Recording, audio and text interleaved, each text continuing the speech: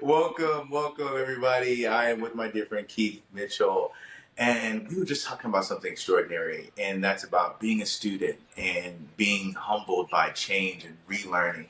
And Keith, what did you wanted to kind of pour into that a little bit? What was coming up for you as we were talking about just being a professional at something and relearning and just adapting to life? Well, when you take in consideration the practices like meditation, yoga, I look at them and I teach them as a practice of mastery. And so knowing a little bit about something that you do on a consistent basis, like when you take in consideration all the things that we do, things we desire to do, want to do, like to do, what do we know about them? And so when you talk about levels of ability to grow, well, we're going to be very limited because we haven't even taken consideration of what it is we're doing and how to really learn about it. We've been told, and we run these scripts of what we've been told, what we see on TV, but we really never like dove into the fundamentals of what it is I want to do.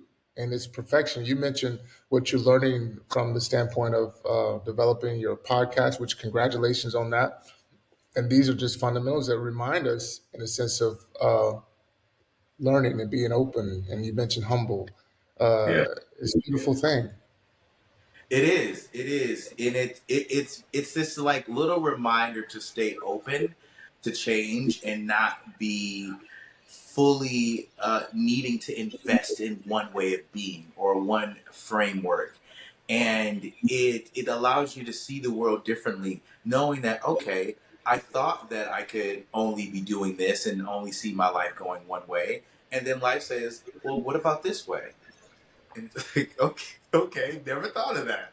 And I think that is very, it's unknown, it's scary for people, but it's such a beautiful space because that's where all the newness happens. That's where all the exploration, the finding yourself, right? I was just talking to someone last night about this. Like we go through life with these jackets on of religion, of family, of community, of creed, of all these jackets, right? Imagine putting on these jackets of all these layers, and our job is to walk in life, but taking them off so we can see who we really are versus who we were told to believe.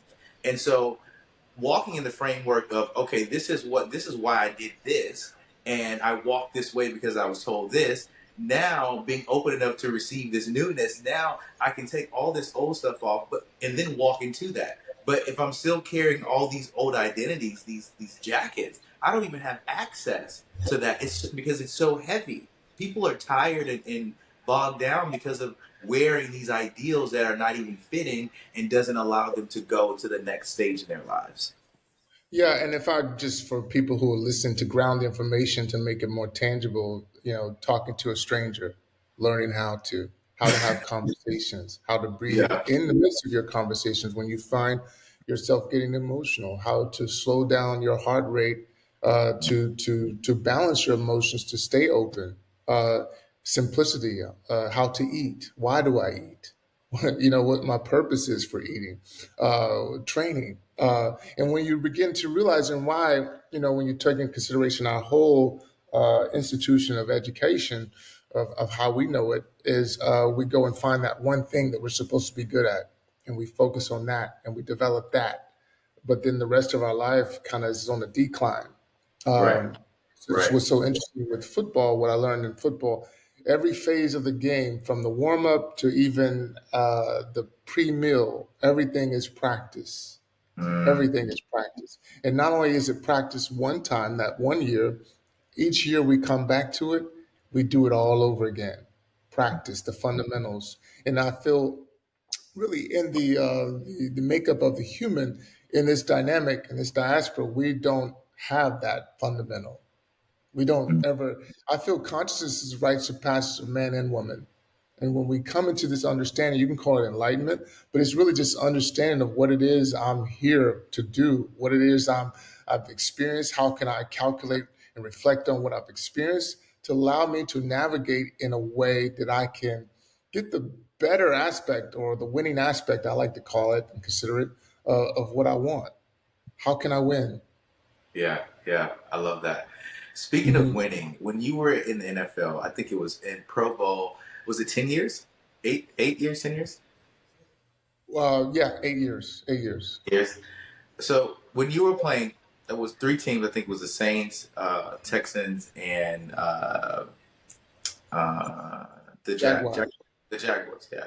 Yeah.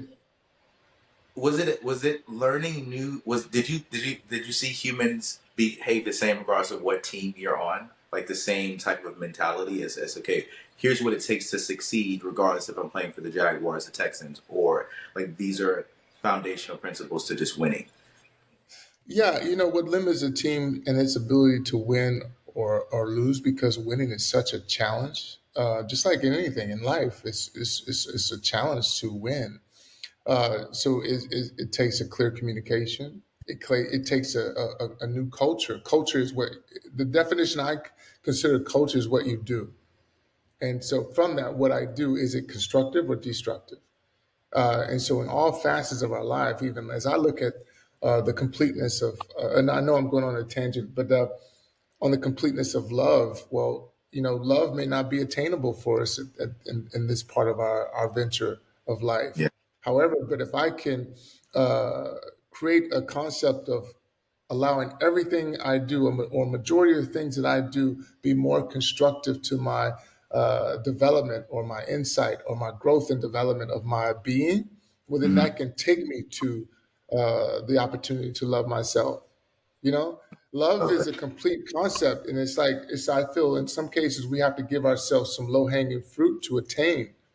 You know, and it's just like when I take people off of or considering their changing of diet to not eat meat. Okay, if you eat meat 4 times a day, well, try 2 times a day, or try Yeah, one or two absolutely. times every 3 days. Like, give yourself an opportunity to grasp the winning opportunity. And so when Just I developed on that, now it's yeah. more tangible. And You know. to speak more into what you're saying, Keith, it's just it goes back to what you just said about creating a culture. And it's the same way with me when I speak about eating vegan to people. I'm like, I didn't just start just like overnight. I started replacing certain things, beef with turkey, quinoa for rice. Like I didn't just like, oh, all of a sudden like voila. Like no, wait, it went from white rice to brown rice to quinoa. Like it was an emancipation was a process, right? And I was going right into that. You had the privilege and the honor of staying with Dr. Sabi for some months. And I want you to speak to maybe what some things that you learned, foundational principles that helped you see your health and your nutrition from a sort of a science more so than an obligation. Well, the first thing, my real epiphany with learning from a teacher like a Dr. Sebi, that is, it was a black man. I mean, count the black teachers that are men that you've had in your life, and we've had preachers who taught and read this biblical text that, we get into the esoteric talk. It can take us so far from where we are on this plane. So it's like it doesn't have a quantitative, like, we don't have a quantitative understanding of these things. So Dr. Sabi was someone who was a black man who could talk to me about something tangible, my health. And that was really the first time I've ever experienced that. And then I had a teacher who was a black man who held the masculinity. I mean, these dynamics, we don't really consider it, but when we're in this space, these are healing elements because we've craved this, but we haven't had this. We've been malnourished of this, and even having a father growing up, my parents been married 48 years. But the fact of the matter is the man developing himself to know how to integrate this healing opportunity as he's here with you. Uh, Yes, yes, of course. it's all learning. And so in seeing these things, you're like, wow, these epiphanies are going off. And when these things begin to go off, what you realize is that begins to be the palette that's developed, that opens you up to be willing to learn. You brought your mother and your father. How influential, how special of a role did your mother play in your life, and how in what ways did you feel like she influenced you to be the man you are today? Well, it's trial and error, man. The thing is that I love my parents, and we've cultivated and developed a relationship. But I had no clue. I think in this, going back to the burden that I feel, in particular, black men carry is uh, we in the dynamic of our upbringing. Someone plays the villain, someone plays the good guy. And so, in looking at the father, because the father is typically the one who doesn't speak the most, he's the Yeah, more the disciplinarian. And then the mother is the one who says, "Oh, baby's going to be okay." Now we begin to villainize that father because yeah. he has the Wow. discipline, but he doesn't come and say why, and that's never really even taught. So all we're like in a position like, do my father even love me? So that disconnect I happens. asked Go ahead. yeah, oh yeah, I asked myself that a lot. I was like, if you love me, why would you do that to me? Like in my mind, like even as a child, like I didn't understand. I'm like, well, you love me, why would you do that? Like, yeah, So, yeah, so that child growing up with a limited consciousness of man-woman dynamics, right, grows up with the mindset that he has to save his mother. yes, yeah, You know what I'm saying? And it also creates what you'll find is, there's a term called misandry, which is the opposition of misogyny. is that like the thing where you feel like you need to be the hero in people's lives? So misogyny is the hatred of women, and misandry is the hatred of men. Miss Andrew. Okay, okay, okay, okay, okay. And so what I'm trying to get at is when this child is developing under this psychosis, this understanding of saving his mother and the father's the bad guy. Now Yeah, his approach to men throughout his whole life is that they're the opposition. yes, gotcha. You see, Yeah, they're not hmm only the opposition, they're the. It's going to create in some cases, a trauma, a PTSD. So when you're in that space with them, it's always a competitiveness. It's always a battle. It's it's never fear, like it's fear dynamic. Yeah, well, it's not necessarily fear. It's going deeper than fear because fear, your life is not necessarily in jeopardy, but it's the fact of the matter that there's a confrontation that potentially gotcha, is right here. gotcha, And it's gotcha. our ability to shut down, not take this information this person wants to say, want to engage Yeah, with them and be yeah. kind with them. It's just a basic battle that It's happens. a It's a yeah. survival. I see Yeah. that person through a completely different lens than what I should. It's like I shouldn't partner with you. I should actually keep you away at a distance. And not having that healthy relationship says, okay, men, people that look like you, i.e., men, I need to have a healthy boundary because I don't know what you might do. And that's the opposite. Exactly. Yeah, because then men can't come together and have healthy Yes. conversations because of Yes. fear or Yes. like all these preconceived notions that we built up. Like you said, goes back to I look at you a certain way, so that way I won't even open up to you, and then that creates a standoffish dynamic. Yeah, Yes. And that yeah, comes through the learning of a child in these predicaments that he's put in, uh, not knowing. And it's never being told, it's never an educational piece. We begin to identify with ideas that we have and it has no substantial basis, no premise. And we yeah. hold on to these truths and we live our life as adult men with these same truths, never detoxifying those things. That's why what you find with nutrition, detoxification is a lot of our thoughts. A lot of our emotions are really with the dis-ease that happens in the body comes from our thinking, the way we think. Releasing the toxic thoughts, which cause the toxic thinking, and yeah, and then it This is spirals. this is why I'm an advocate of when you talk about the Eastern terminology of no mind. It's a process to get to no mind. It's a Yes, process to get to eliminate thinking. If it's like fear, if fear has been part of my life for 40 some odd years, well, fear ain't gonna really ever go away. So what happens is I have to redefine my relationship with this concept of fear. So hmm when it comes to thinking, it's not that I run away from thinking or shut my mind from thinking. I must master my thoughts. So when I master my thoughts, then there's no mind because right. now I'm in flow. Yes, yes, yes, yes. Different. It's fascinating. Yeah. Yeah. And getting people to that process is the journey.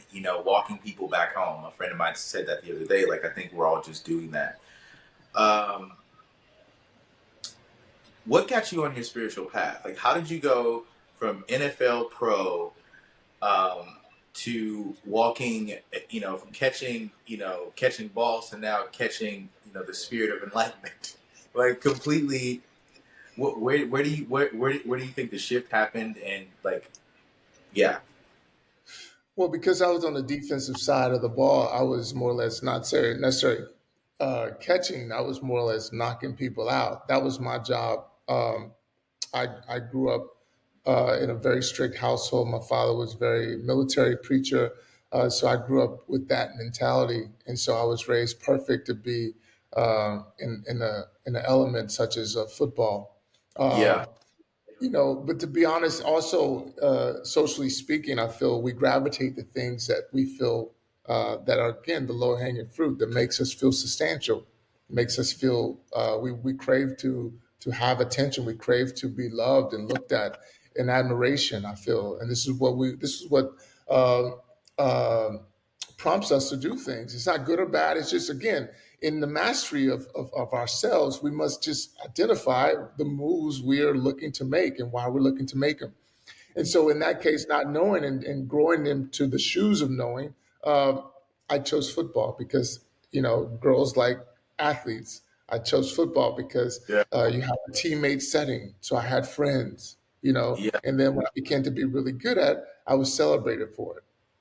And so, yeah, naturally, just like the mother raising the son, like, oh, when he's helping, do the laundry, she's celebrating him. Oh, good job, you can do it. Look at you, I'm so proud of you. That whole yeah, thing begins to compound and build because that's how we were raised. That's how men are raised in this case, like that. And yes. so, I became really good at what I was doing. And so, through my journey of attainment through sports.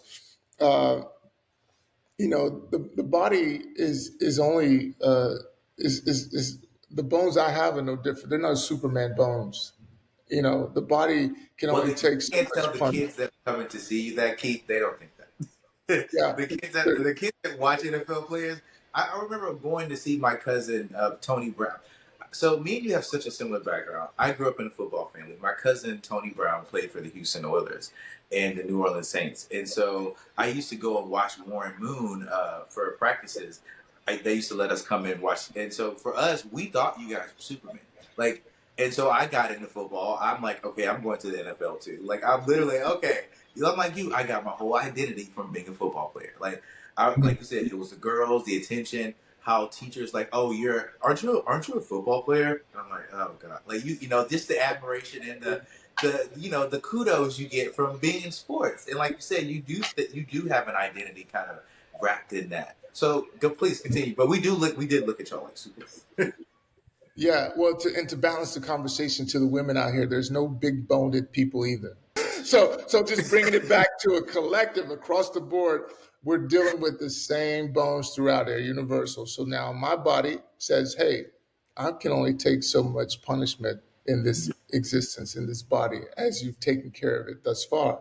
And so my body, my first season in Jacksonville, eighth season, went to take a hit or make a hit, and I ended up on my back and my body wouldn't move. I was diagnosed with a spinal contusion. I suffered paralysis for about a month, and I had no support from the NFL.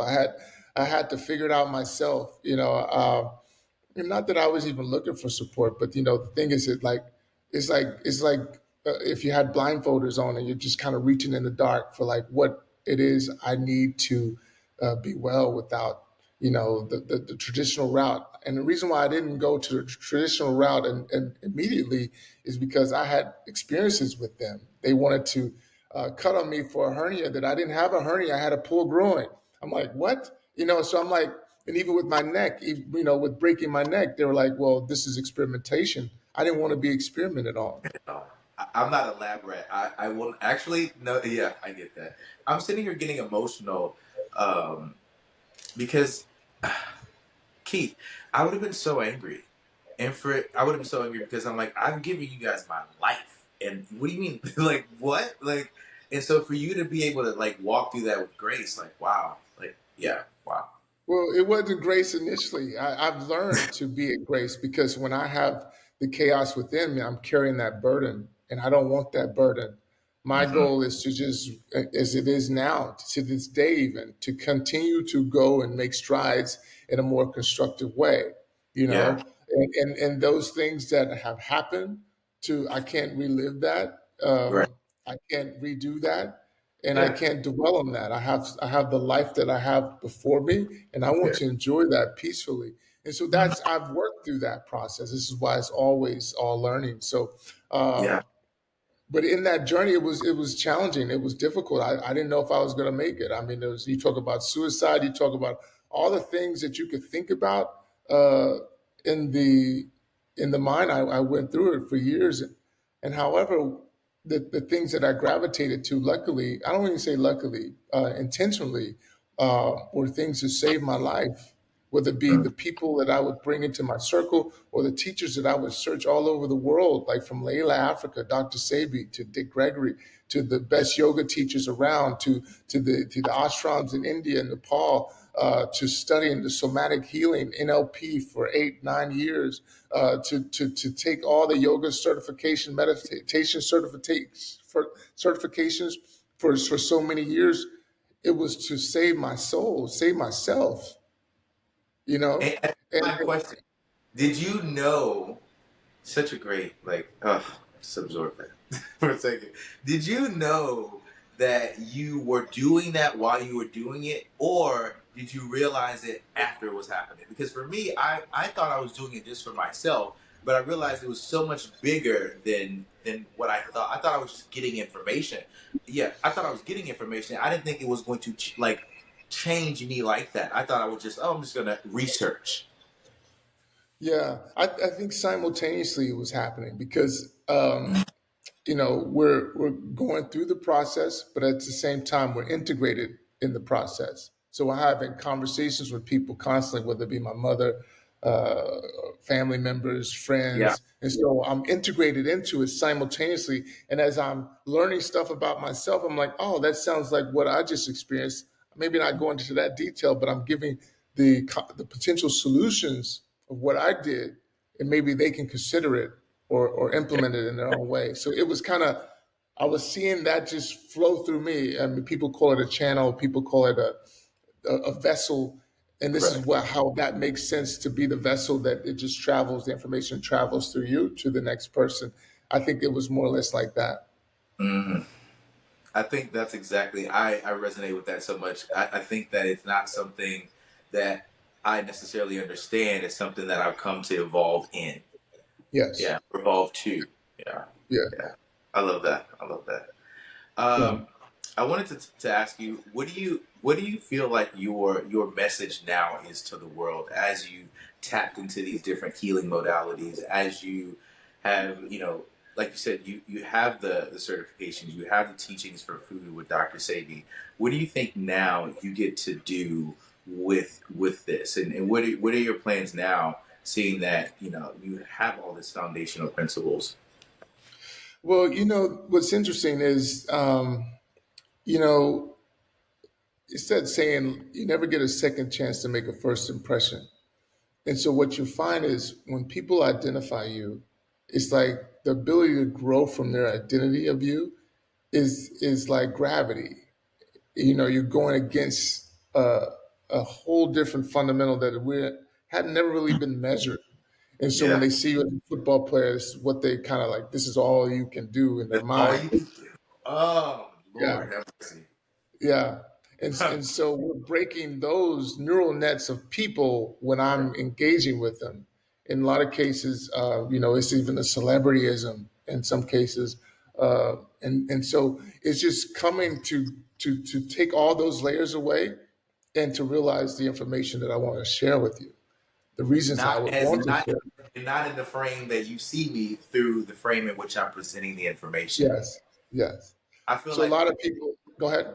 Yes. What did you I say? feel like as a tennis, like teaching tennis for 12 years, I had to get away from the identity of that too. Like even, like it was this almost like affinity to like be that way and not even know like who I was outside of tennis. I'm like, okay, who am I now? And being okay with separating myself from that, and knowing like I am so much bigger than that. Like I'm that's not my only gift. Like, but you get so locked in because you're so good at that. You're like, okay, I'm that, and it's like, no, you're actually more than that.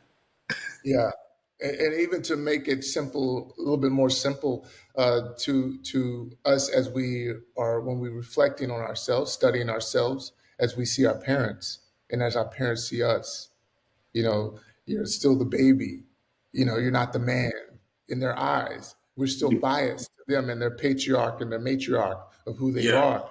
for And sure, for sure. even as the things that they've told us, never challenging it to question it, did they do the research to realize to bring that information? So it goes twofold. This is why it's so important to have these reflections. I'm a big advocate of how I teach meditation is propose yourself the question, right? And you sit in silence to see if you told yourself the truth or not. It's a contemplative practice. Because Wow. again, as we can go and do this due diligence on ourselves, we have to be truthful as we see ourselves, as we see the world, and also as the world sees us. We have to begin to really, this is how we're going to be able to connect the dots. You know, the insight that we can gain from Life University to the realization of where we're wanting to take this learning and this experiences, not to just throw it away as if we learned nothing from the experience. We learned something from the experience. We should gather the information and realize how that experience is prepping me for my next experience because it will show itself again. Well, will you be ready for it? Yes, yes, yes, That's the opportunity. yes. That's a perfect. I think we can stop there. Like that's amazing. Ah, that's so good. Like, yeah. Wow. Thank you, Keith.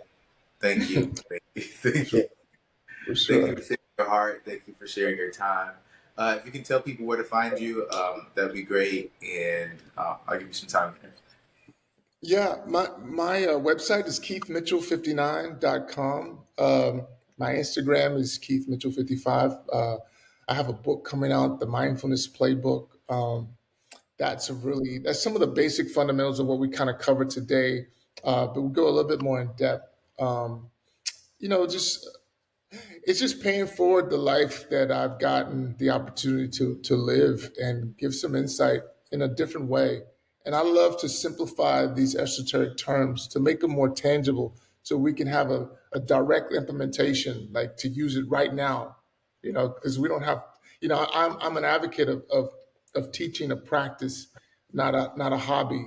A practice is something that you can use in your life. It's a fundamental tool that you can use it, execute it, and learn how to master it. This is why when you go to the gym, every repetition, you know, repetition is how we gain mastery. You know, so you have to implement these things that we're learning. So my book is the mindfulness playbook, and it's how you can implement this repetition. Is actually solutions to if you don't or haven't experienced the problem or the situation will arise, and how I'm prepared, thought, speech, and action, what it is I can do to live the greatest version of myself to win. I love that. I love that. Foundational principles for cultivating and growing a healthy life. I love that. Yes. Go Yeah. check out that book because I am. All right, everybody. Thank you, thank you, thank you. Continue to be your best self, and thank you for joining us again on Spiritual Talk with Gerald. My man Keith Mitchell has laid on us some magical information, and we're so happy to have you in this moment. So, thank you guys for listening. Follow us on Apple, YouTube, Spotify, everywhere. All right, we'll see you guys soon. Nice. Later. That was dope. Yeah. Hey, it was kind of blurry on your side for your visual. Does that matter? I think it may fix later. I'm assuming. Okay. Okay. Yeah. Cool. Just checking I on. saw that too. How is it you're on Wi-Fi or regular? I'm on Wi-Fi.